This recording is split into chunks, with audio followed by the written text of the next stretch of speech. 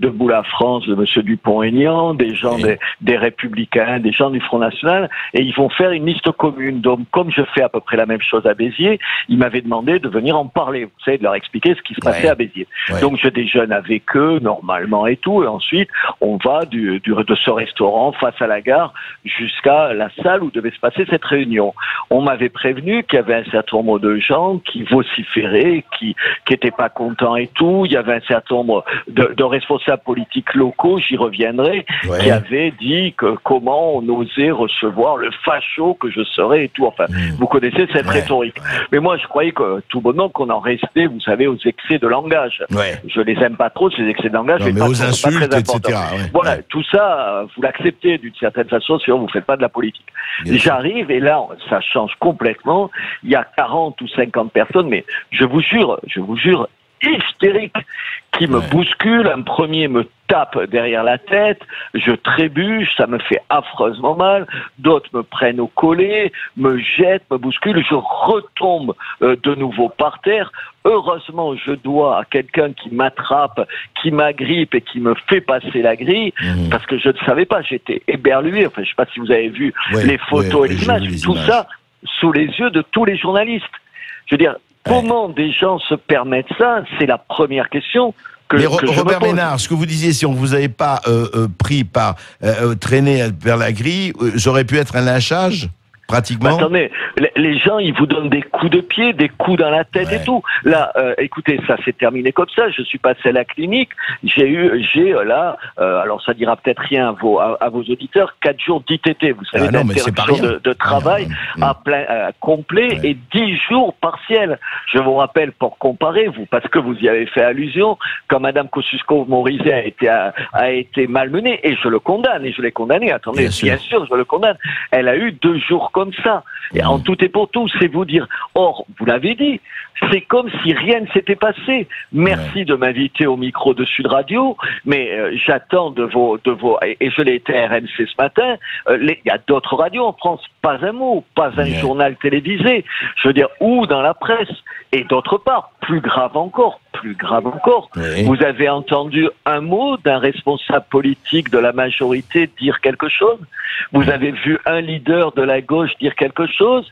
Un leader de la République En Marche? Vous avez même vu un leader à part de Monsieur Ciotti des Républicains? Pas un mot. Non, il y a Nicolas Dupont-Aignan qui a. Bien sûr, Nicolas Dupont-Aignan, Marine Le Pen, Jean-Frédéric Poisson, mais les gens qui me sont proches politiquement. Mais attendez, vous l'avez dit, on n'a pas besoin d'être proche politiquement de quelqu'un pour s'opposer aux violences physiques. C'est pas pareil. Mais alors justement, il y a autre chose. Justement, Robert Ménard, au-delà de votre agression, qui encore une fois est inadmissible, et c'est pour ça que nous, en tout cas, on est pour en parler, en témoigner avec vous. Ça dit quoi de l'état des choses? Est-ce qu'on est arrivé à un tel degré je dirais, d'hostilité que si on n'est pas de son camp, il peut se passer n'importe quoi, on s'en fiche, de quel côté qu'on soit? Qu'est-ce que ça dit de la France? Qu'est-ce que ça dit de l'état de la France? Ça dit un certain nombre de choses. D'abord, ça dit le fonctionnement de la politique aujourd'hui. Aujourd'hui, vous vous rappelez, on est à 50 ans de mai 68, j'ai pas loin de on a le même âge, donc on sait de quoi on parle tous les deux. Vous vous rappelez, dans les amphithéâtres de mai 68, je me souviens, on me disait, d'où tu parles? Vous savez, suivant d'où vous parliez, ce que vous disiez était audible ou inacceptable. On est dans cette façon de faire de la politique. Aujourd'hui, si vous êtes de gauche, tout ce que dit la droite est inadmissible. Si vous êtes de droite, tout ce que dit de la gauche est déconsidérable, est déconsidéré. C'est d'abord ça. Ça, c'est le premier point. Le deuxième, et ça, les Français n'en veulent plus. Le deuxième point, c'est qu'il y a un certain nombre de gens, les gens qui sont en face de moi, je vous jure, il y avait des gens d'un certain âge, dont des jeunes gens et des jeunes filles, ils sont tellement persuadés que vous incarnez encore ce que j'incarnais, le mal absolu. Quand quelqu'un en face de vous est le mal absolu, mais écoutez, toutes les méthodes sont bonnes. Ça veut dire que vous êtes le bien, donc toutes les méthodes sont bonnes. Et quand toutes les méthodes sont bonnes, pourquoi ne pas passer au geste et à la violence physique? C'est ça le deuxième élément. Troisième élément, je crois qu'à l'ultra-gauche, mais on l'a vu avec les Black Blocs, vous avez vu dans les manifestations, le 1er mai, il y a un courant de gens qui sont d'une violence invraisemblable. Pardon de les qualifier comme ça, vous serez peut-être pas d'accord avec moi. Je veux dire, le fascisme, c'est la violence à la place du débat. Il y a un fascisme de droite, évidemment, on sait ce que c'est. Il y a aussi un fascisme de gauche, et je crois que les gens qui étaient à Saint-André ce samedi, ils incarnent ce fascisme de gauche, c'est-à-dire cette incapacité, quand on n'a pas d'argument, à prendre ses points pour des arguments. Et ça, c'est inadmissible. Même si vous n'êtes pas d'accord avec moi, tout le monde a le droit de ne pas être d'accord avec ce que je dis, évidemment. Bien sûr. Mais dites-moi, Robert Ménard, est-ce que ça ne traduit pas aussi quelque chose? Vous avez parlé effectivement pour le camp du bien, si on est le mal, évidemment, le mal, il doit être éliminé. Mais enfin, je vais vous dire, moi, ce qui me frappe, effectivement, par rapport à mai 68, et on va pas faire des comparaisons qui ne tiennent pas, mais quand même, il y avait de la violence, évidemment, il y avait CRS, SS et tout ça, mais il n'y avait pas ce côté, comment vous dire, parce que ça n'a rien à voir avec mai 68, il y a ce côté comme ça, à fleur de peau, et ce côté un peu sécession. On a l'impression qu'il y a 2 ou 3 France qui se contemplent, qui se regardent, mais qui en chien de faïence, et que la moindre étincelle peut aujourd'hui provoquer quelque chose. Mais je suis d'accord avec vous, parce que moi, pour avoir eu l'âge d'être dans les rues en mai 68, honnêtement, vous le disiez, il y avait des slogans ridicules. CRSSS, il faut pas savoir ce que c'est une dictature pour dire une imbécilité pareille. Que j'ai dit, je vous le dis tout de suite, donc je plaide coupable, je jette pas la pierre aux autres, si j'ose dire. Mais attendez, il n'y avait pas de violence de ce type-là. C'est pas vrai. Il y avait les gens qui contestaient pas avec cette violence-là.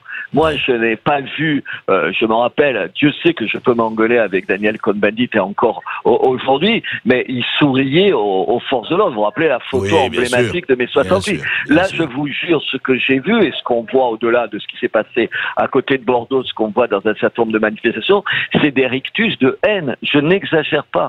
Alors, je vous jure, André, je n'exagère pas. Il y a des gens et des jeunes femmes, André. Alors, vous allez dire que c'est un propos machiste de ma part. Vous savez, je l'attends encore moins de jeunes femmes de 18 ou 20 ans d'être à ce point haineuses, Qu'est-ce qui se passe? Qu'est-ce qu'on a raté pour que nos gosses, ils sont l'âge de mes enfants, puissent être de cette violence-là? Vous savez ce qu'on a raté? C'est qu'on a aussi, de part et d'autre de l'échiquier politique, laisser dire des choses inadmissibles. Quand le responsable de la France En Marche, c'est pas des extrémistes, la France En Marche, il faut pas rigoler. Non. La République en Marche, pardon. Avant que j'arrive, il explique que j'ai mis en place des milices à Béziers, des ministres. Oui, parce que j'allais vous dire, on n'a pas parlé de ça. Il y avait des représentants du PS, de la République En Marche. Il y avait tout ça sur place. Sur place, J'ai vu des militants du Parti Socialiste, dont je vais donner les noms parce que je trouve ça inadmissible, qui souriaient, qui filmaient pendant qu'on me tapait dessus, en rigolant. Et alors, la République En Marche, vous parlez de la République En Marche. République En Marche. Ils ont dit que vous faisiez des milices, c'est ça que vous... Son responsable a envoyé un tweet en disant en dénonçant mes méthodes, quand vous voyez comment j'étais accueilli, parce que j'étais quelqu'un qui avait mis en place à Béziers des milices. Enfin, attendez, André Vercors, vous savez ce que c'est le terme. Le terme de milice, on sait ce que ça connote. Ici, il y a une police municipale armée comme dans 80% des villes françaises. Ici, je fichais les enfants. Mais chaque fois que quelqu'un a osé dire ça en parlant de fichage d'enfants musulmans, j'ai gagné tous les procès, André Vercoff. Si vous amusiez à dire ça à l'antenne, je pourrais vous poursuivre. Évidemment, je poursuis personne, je débat. Mais ils ont été condamnés. Mais vous vous rendez compte, quand vous dites ça, vous préparez la violence qui a été celle de ceux qui m'ont accueilli. Alors, on ne peut pas dire des choses comme ça. Alors, je me demande, Robert Ménard, si le fond de l'affaire, et si vous suscitez, vous, d'autres aussi, mais vous, une telle violence, c'est parce que vous êtes en train d'esquisser un programme politique. Je ne dirais pas que vous ferez tout seul, personne ne fait rien tout seul, mais vous prônez d'ailleurs depuis quelque temps l'union des droites. Je voudrais qu'on en parle, parce qu'aujourd'hui on se sent très très bien, on dit toujours, Emmanuel Macron a vitrifié pratiquement tous les partis, on sait très bien le PS où il en est, les Républicains... ça ne va pas très très bien non plus, le Front National est où il est, et vous, ce que vous dites, écoutez, il faut arrêter, il faut rassembler la base, il faut rassembler autour d'un projet et arrêter les querelles d'ego, le tout à l'ego, les querelles d'appareil. Est-ce que c'est pas ça le fond du problème? Mais bien sûr que c'est ça. Attendez, imaginez, revenons il y a 2 ans. il y a 2 ans, qui aurait imaginé qu'on ait autre chose qu'un président de la République de droite? J'ai participé à un débat avec le maire de Bordeaux, Alain Juppé, 6 mois, vous savez, avant la primaire de la droite. Ouais. Je vous garantis que je parlais, j'étais sur France 2, je ne sais plus comment elle s'appelle, son émission là, c'est c'est politique, ouais. Voilà, moi, il était en face de moi, j'étais persuadé que je parlais au chef de l'État, et lui, il était persuadé de l'être à ce moment-là, chef de l'État. Je veux dire, tout le monde était persuadé que la droite gagnerait. Ce qui fait que la droite perd, c'est qu'elle est désunie. Aujourd'hui, André Berkoff, vous entendez ce que dit M. Wauquiez sur l'immigration. Prenons, puisque le dernier débat à l'Assemblée, il était sur l'immigration. Vous entendez ce que dit Marine Le Pen sur l'immigration. Il y a beaucoup de différences. Mais il n'y en a quasiment pas. Allez la chercher, la différence à la loupe. Ça veut dire quoi? Ça veut dire que, alors que sur le fond, sur ce qui me semble, les 4 ou 5 grandes idées importantes, l'identité, en tout cas, sur les idées de citoyenneté, d'identité, etc., c'est vrai qu'ils se retrouvent, en tout cas. Ils se retrouvent. Comment se fait-il qu'après, ils n'arrivent pas à s'asseoir à la même table pour faire ce que la droite a fait dans les années 60, la gauche a fait dans les années 70, un programme commun où, certes, il y avait des différences entre le Parti communiste et les radicaux de gauche. Alors justement, oui, Robert Ménard, alors justement, pourquoi? Est-ce que c'est vraiment les égaux? Est-ce que la droite est engluée? Elle est vraiment complètement noyée dans ses problèmes et résultat, on ne l'entend pas, on ne la voit pas, on ne sait pas où elle est? Je crois qu'il y a évidemment les querelles d'ego, les intérêts d'appareil, les logiques partisanes, évidemment ça. Il n'y a pas que ça. Il y a aussi la dictature de la gauche morale qui fait que quand quelqu'un s'approche du Front National ou de gens comme moi, et je ne suis pas au Front National, je suis sur bien plus pro-européen que le Front National, même si sur les questions de société, comme vous dites, je suis absolument d'accord ou à 90% d'accord avec ce que dit Marine Le Pen. Mais il y a dès qu'un élu de droite classique, disons, la droite de gouvernement, s'approche de gens comme nous, vous vous rappelez, on vous montre du doigt. Attendez, qu'est-ce que vous allez faire? Vous traversez le Rubicon, vous êtes des salopards, vous vous alliez avec le fascisme et tout. Il y a une terreur. Vous êtes marqué du sceau de l'infamie. Exactement. Et le problème, c'est que la droite a fait sienne cette logique-là et ne veut pas discuter avec une autre partie de la droite. Attendez, aujourd'hui, vous pouvez ne pas être d'accord avec Marine Le Pen, mais penser que Marine Le Pen est raciste ou antisémite, c'est une imbécilité. Vous pouvez lui reprocher d'autres choses. Vous pouvez trouver que sur son programme économique, elle dit des choses qui sont pas raisonnables. Et moi, je pourrais être d'accord. Mais enfin, les autres accusations sont stupides. Oui, mais alors, Oui, mais alors, attendez, Robert. Justement, Robert Ménard, il y a une chose quand même très étonnante. Ça fait 10 ans que ce front de la droite complexé devrait se fissurer. La doxa intellectuelle, la mainmise intellectuelle de la gauche qui a effectivement duré pendant très longtemps. Enfin, écoutez, depuis, il y a eu quand même les livres de Zemmour, Onfray, Finkielkraut, etc., etc. Il y en a eu quand même beaucoup qui sont allés au front, au nom, non pas de la droite, de la gauche, mais enfin de dire, attendez, les lignes de clivage ne sont plus celles qu'elles étaient. Et vous me dites que, en fait, chez les politiques, on a l'impression que tout ça est passé comme de l'eau sur un rocher. Eh oui, parce que vous oubliez quelque chose, André. Les médias, la peur des médias. André, c'est ça. Alors c'est un peu stupide de le dire avec vous ici, alors que vous me donnez la parole. Mais vous n'êtes pas à l'image de la doxa médiatique. Pardon, moi je connais plein de maires dans le département ou dans les départements voisins de chez moi qui me disent en privé à table, mais Robert, je suis d'accord avec toi. Mais je dis, mais pourquoi tu le dis pas que tu es d'accord avec moi? Oui, mais il me dit, ouais, mais tu te rends compte. Alors nous on a un quotidien qui s'appelle Midi, mais peu importe. Je me dis, mais tu te rends compte ce que Midi Libre va dire de moi si jamais ils savent que je déjeune avec toi, mais vous vous rendez compte le problème. Je le dis, j'ai été 35 ans journaliste et j'ai défendu. Vous avez fondé Reporters sans frontières, bien sûr. Mais voilà. Mais en même temps, les journalistes, ils sont l'incarnation pas les journalistes, j'ai tort de dire ça. Non, une grande partie des journalistes et les journalistes mainstream, ceux qui font l'opinion. Une bonne partie d'entre eux, l'immense majorité d'entre eux, sont des gens qui sont des censures par rapport à l'information. Écoutez, je vous rappelle que j'ai travaillé à Sud Radio sans aucun problème, que j'ai été viré d'RTL et été viré de iTélé, ce qui était avant CNews. Pourquoi? Parce que je recevais des gens, comme vous osez le faire aujourd'hui, mais vous êtes dans un média qui l'accepte sans problème, un certain nombre de gens dont on m'a reproché de les recevoir. En fait, c'est invraisemblable. Moi, je pensais que les médias quoi que vous pensiez, ça tend un micro à tout le monde, pas avec complaisance, mais ça écoute les uns et les autres. Aujourd'hui, les médias, ils sont ceux qui terrorisent le plus un certain nombre de leaders de la droite. Oui, mais alors, Robert Ménard, pourquoi vous ne faites pas, alors moi je regarde ça, je suis pas politique, pourquoi vous ne faites pas comme Trump ? Trump a pratiqué, il avait 95% des médias contre lui, je dis bien 95%, j'ai suivi ça à fort, eh bien il a fait la désintermédiation, et vous avez quelque chose, vous causez comme moi, les réseaux sociaux qui jouent quand même, je dis pas que ça a remplacé, mais ça joue un rôle de plus en plus important. Pourquoi vous ne pratiquez pas, pourquoi la droite ne pratique pas la désintermédiation ?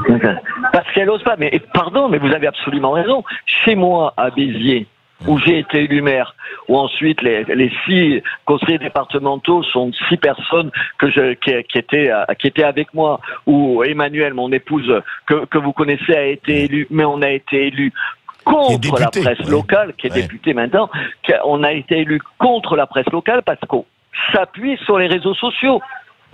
S'il n'y avait pas les réseaux sociaux, je n'aurais jamais été maire de Béziers. Carrément. Mais bien sûr, mais j'en suis absolument conscient. Je suis face à un média qui fait pas de l'information, qui fait une guérilla contre le maire que je suis. Pour les mêmes raisons, ils incarnent le bien, j'incarne le mal.